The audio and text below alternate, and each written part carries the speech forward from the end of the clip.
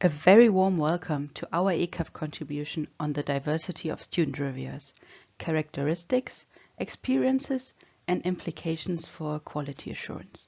Please note that the implication for quality assurance will be mainly focused on in the live session in November. We, Patrick Niebergall and Teresa Muth, are student reviewers ourselves and are active both on the German and the European level. In the last decades, the demographic profile has changed in the full society, and so has the student body. Not only has the student body itself increased, but also it has become more diverse in multiple dimensions. This refers to the students' socio-demographic backgrounds and personal educational pathways, meaning how and when students enter higher education and how they progress within the higher education sector. Diversity can be seen as part of the social dimension, inclusion, and integration. Widening the participation in higher education is fundamental for the social responsibility of higher education institutions and can foster creativity, new ways of thinking, and cooperation through diversity. Student reviewers, as part of the student representative body, are in close affiliation to the obstacles, demands, and desires of their student fellows. Thereby, they act as role models, multiplicators, and voice of their peers. Before we dive into the methodology and the results of our study, we would like to present the process of becoming a student reviewer in Germany in order to embed our results in this context. To become an active student expert in Germany, two requirements need to be fulfilled. First, the participation in a 3-day training on quality assurance, and second, a nomination by one of the below listed member parties of the German pool. To shed light in the undiscovered field of diversity of student representatives, we formulated the following research questions. Who are these student representatives that advocate for so many of their student fellows? Are student members of review panels representative for the full range of the student population? The methodology behind our research was an online survey with various questions related to multiple dimensions of diversity. The survey was distributed among the members of the German pool, and 59 valid answers were collected over the term of 2 weeks. For the analysis of our data, we used both a German and a European benchmark. Unfortunately, we are unable to determine the response rate of our target group, as there is no mechanism in place to distinguish between active and non-active members of the pool. However, to provide some reference, the German pool finds student experts for approximately 700 reviews a year. R. Roosevelt Thomas defines diversity as the following. Diversity refers to any mixture of items characterized by differences and similarities. Its multiple dimensions can be represented in different layers in the diversity wheel.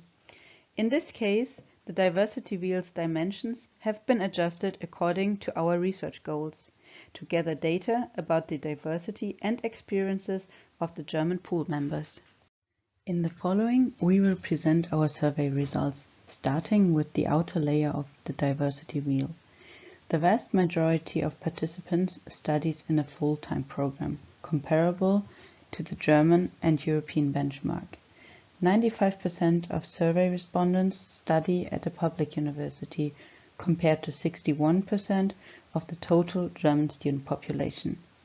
More than half have already obtained a bachelor's degree, which is in line with the normal way of entering the German pool that requires some sort of involvement with student representation. The study location of students from our sample reflects the German benchmark to a high degree. Regarding the study fields, some disciplines are overrepresented, such as in mathematics, natural sciences, social sciences, psychology, and teaching. This could be due to very active student representative bodies in these fields that encourage their members to participate in quality assurance. For language, culture, and art, there is a mismatch between the percentage of pool members and the German benchmark. Also in economics and law, we can see an underrepresentation, which could be partially explained by the fact that the majority of law programs in Germany are not subject for accreditation. To gather information about the student experts' experiences, we asked them both for the number of reviews and the type of reviews they have participated in. The majority of surveyed student experts had 0 to 5 reviews. All interviewed students with review experience had program-level review experience, whereas only around 20% had experience in institutional reviews of private universities conducted by the Science Council and reviews of the quality management of higher education institutions, the so-called system accreditation. 25% of the German pool members could gain international reviewing experience. It is striking to see how many of the surveyed participants are involved in further quality assurance related activities. The most prominent example are activities in internal quality assurance committees, selected by over 90% of the respondents. In the following 2 slides, we will have a closer look at the study characteristics of the German pool members. More than 1/3 of the respondents' study path had interruptions, change of subject and/or change of higher education institution. The reasons for these characteristics are mainly doubt of the study choice and personal development and experiences. Twice as many surveyed student experts had gained international experience during their studies compared to the German and European benchmark. The type of international experience was in particular increased in studying abroad, study trips and project work, and summer and winter schools. Another finding is that survey participants have more various international experiences than the benchmarks. Regarding recognition of prior formal learning, 23% of respondents answered that their former studies were recognized completely, and 39% had their previous qualifications partially recognized. Regarding recognition of informal and non-formal learning, almost all of the respondents replied that they did not have qualifications recognized, which is in contrast to the European benchmark of 27%. Also, more than half did not know about the possibilities of recognition of informal and non-formal learning. We are now moving from study characteristics to caring responsibilities and the socioeconomic background. 7% of participants have children or have caring responsibilities. 18% have a migration background and 10% entered higher education with a foreign university entrance qualification. More survey respondents than the German benchmark had parents that both have the highest high school degree and a university degree. Also, almost all participants themselves, 95%, have a general university entrance qualification. The majority of participants directly enrolled in a university after school. Regarding language proficiencies, more surveyed student experts were proficient in 2 languages than the German and European benchmark. Looking at the dimensions of income and working, more surveyed student experts financed their studies through jobs and scholarships than the German benchmark, and less through parents and BAföG. Also compared to the European benchmark, it becomes more prevalent that the percentage of students with a job is higher than in the comparison group. Furthermore, survey participants work longer hours compared to the German benchmark, even though 71% of respondents answered that they can balance their job and study obligations good to very good. Now we are moving to the inner layer of the diversity wheel, with dimensions that the persons have little to no influence on. 75% of participants are heterosexual, and 40% of survey participants identify as female, below the German benchmark.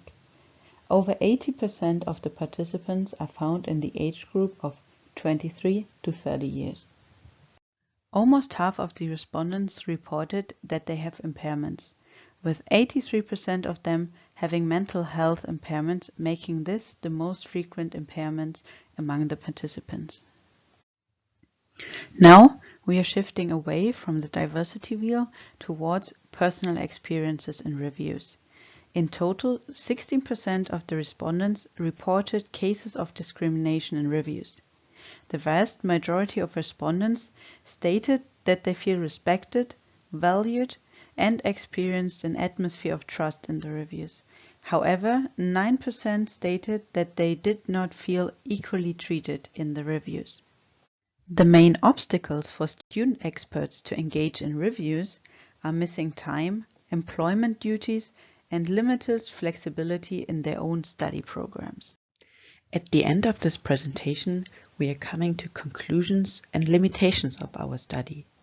Certain diversity dimensions are not too little reflected among surveyed pool members. Belonging to these categories are the type of higher education institution and gender.